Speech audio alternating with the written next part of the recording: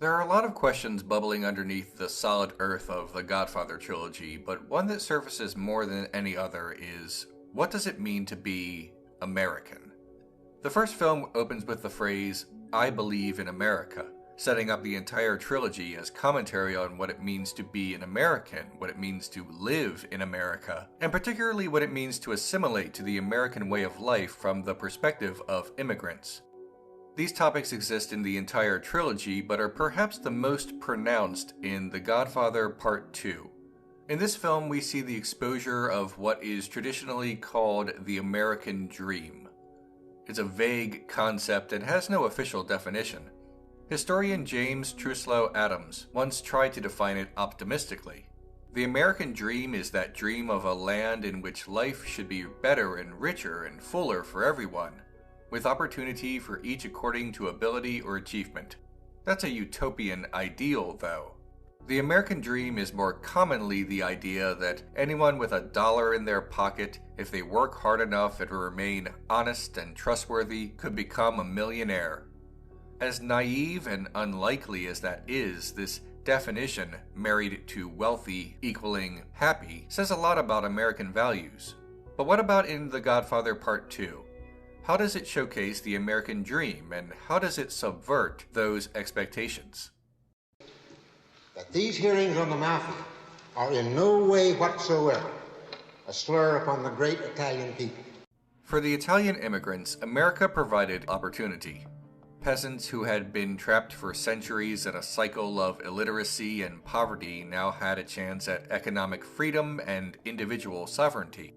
Conditions in Italy were remarkably different than in America. In Italy, they were expected to leave school at age 10 in order to help the family income. In America, the younger generation developed a belief that through education, they could have the power to shape their own journey, not destiny or the possibility of being the eldest son receiving an inheritance. Their journey, their opportunity. The bulk of the mass Italian immigration to the United States took place in the late 19th and early 20th century, which meant that it was already too late for those immigrants to benefit from the American government's 19th century policy of distributing free land to immigrants with previous farming experience. That policy generally benefited the earlier Germans and Scandinavian immigrants. Perhaps because of the fewer opportunities, Italian immigrants gravitated towards cities, most notably New York, San Francisco, and New Orleans, where they could find jobs as construction workers, factory workers, and grocery clerks. Vito Corleone's rise in the flashback scenes shows his impatience at having to play by the rules.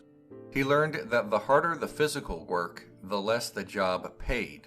He was fired from his own job, not for incompetence, but because of neighborhood boss Don Finucci wanting a relative to take his place in the store.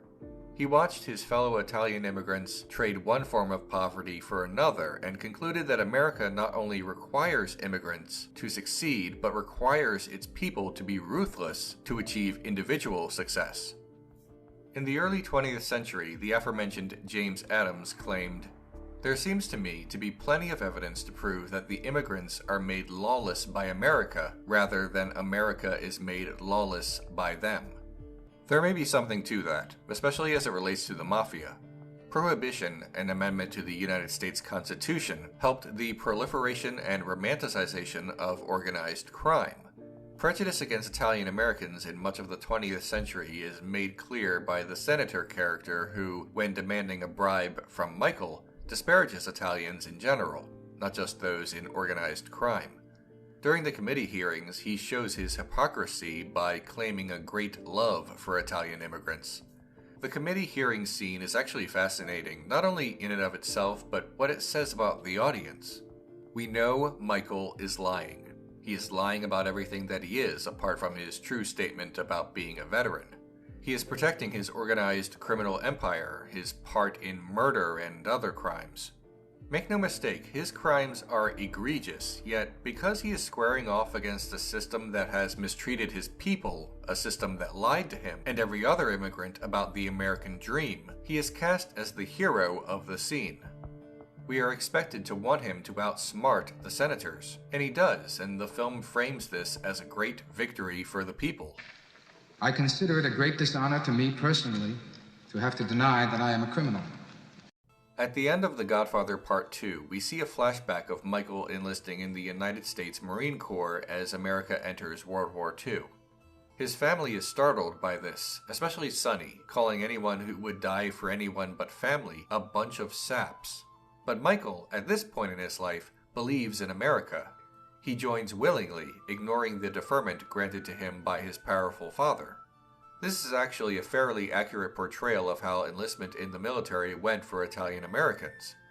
Acclaimed author Tom Santapietro, whose grandparents were Italian immigrants to America, once said, "The Italian-American response to this shoddy World War II era treatment lay in the record number of Italian Americans who enlisted in the armed services after the outbreak of war. It's as if Italian Americans tried to outdo one another in attempts to prove their essential Americanness, wanting to fit in and be looked upon as real Americans. Serve in the armed forces and you belong. Die for your country with a military honors burial and you're an American. Forever." The uncomfortable values of American life are given a bright spotlight in The Godfather Part 2. The illusion of the American dream is the most prominent, and its symbolism is not meant to be well hidden. Throughout The Godfather Part 2, we see the Statue of Liberty, a symbol of the American promise to immigrants, juxtaposed with scenes violating that promise. The first image of the Statue of Liberty is here when young Vito arrives in America. It's a site of freedom, but immediately after arriving, he is given the wrong name. Someone says his name is Vito Andolini of Corleone, Sicily, but the official either mishears him or purposefully shortens everything he heard into Vito Corleone. His identity taken from him. Vito's family was murdered by a man in Sicily, and now even the memory of that family has been stripped away from him by an uncaring official. The next shot of the Statue of Liberty is here, immediately after Vito has been told he will be quarantined for months in this small room. The statue becomes less and less impressive as Vito is disillusioned. He sees a performance with a friend, and an image of the statue, fake, phony, only painted, is a shadow in the background. Towards the end of the film, an older Vito gives a present to an old woman, a statuette, now the smallest and least impressive version of Lady Liberty. The film is not anti-American. Let's not fall into the trap of claiming criticism equals absolute condemnation, but it does promote a more realistic view of what a country is, stripped of its propaganda and sensationalist claims of moral uprightness and infinite opportunity. Michael visits a supposed friend but actual rival, Hyman Roth. During this visit, Roth remarks how much he adores the great American pastime, baseball, especially following the alleged crooked 1919 World Series, the famous Black Sox scandal. In saying this, Hyman appears to be Michael's opposite. Michael believed in the goodness of America and was willing to die for his country in World War II.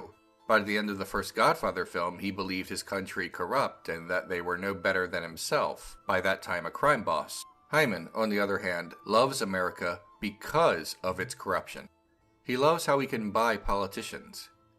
He loves the corruption of government, eventually coming to adore Cuba even more due to the cooperation of President Batista.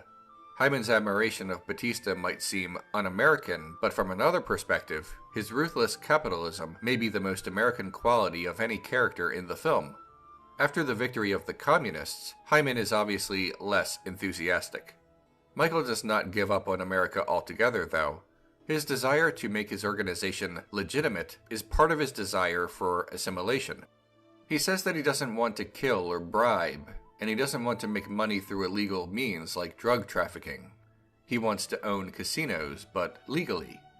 Being legitimate means being respected by American society and by Americans themselves. Michael finds this assimilation challenging.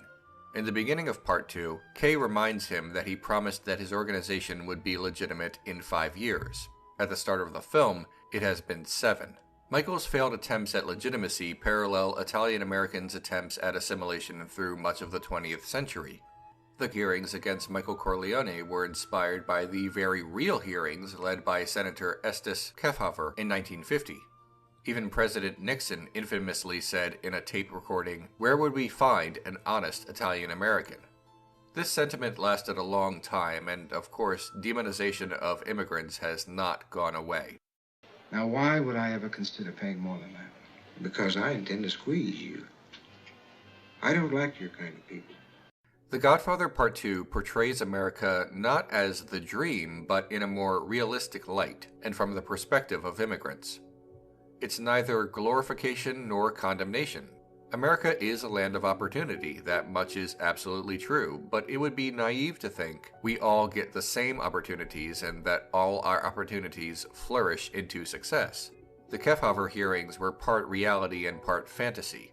Organized crime existed and still exists, but some of it is folklore. The Black Handers portrayed in the film, for example, were usually freelance extortionists in the real world with no actual affiliation to a specific criminal organization. Usually. The Godfather films created their own folklore to reveal that much of what Americans, and specifically immigrant Americans, thought of when they perceived the country was its own form of folklore. A fantasy. A dream. A promise that could not be kept. Hi everyone, if you like what I do, consider clicking on the orange Patreon link below. That's how this show happens. It's also a way for you to request an episode, so check it out.